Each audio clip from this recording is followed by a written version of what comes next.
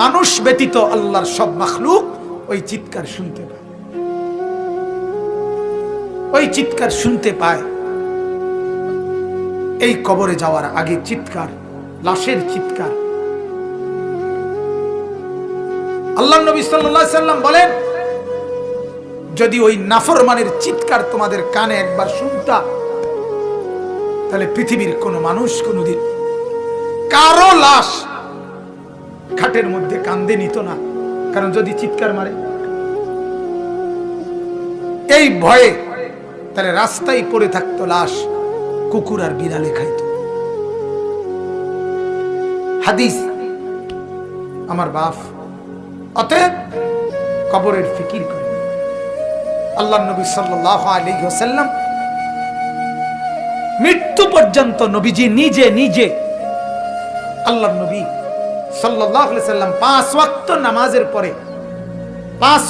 নামাজের পরে নবীজি যে কয়টা জিনিস থেকে পানাহ চাইতেন, আল্লাহর কাছে মুক্তি চাইতেন, তার মধ্যে একটা হলো কবরের আযাব।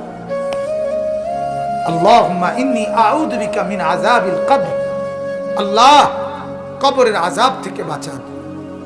ওয়া মিন ফিতনাতিল কবর, কবরের মুসিবত থেকে বাঁচান। আল্লাহর নবী সাল্লাল্লাহু আলাইহি সাল্লাম বলেন, কোন নাফরমান যখন কবরে প্রশ্নের জবাব দিতে পারবে না, তখন আল্লাহ তাআলার পক্ষ থেকে বলা হবে, ফাআফরিশুহু মিনান নার ওয়ালবাসুহু মিনান নার ওয়াফতাহু লাহু বাবান ইলান নার। ও ফেরেশতারা, এই নাফরমানের কবরে জাহান্নামের বিছানা বিছায় দাও, জাহান্নামের পোশাক পরায় দাও, জাহান্নাম বরাবর দরজা খুলে দাও। কিয়ামত পর্যন্ত এভাবে জাহান্নামের আগুনের পোশাক আর বিছানার মধ্যেই ধাউ ধাউ করে জ্বলবে। আল্লাহর নবী সাল্লাল্লাহু আলাইহি সাল্লাম বলেন, নাফরমানের কবরে এমন একজন ফেরেশতাকে পাঠানো হবে, যেই ফেরেশতা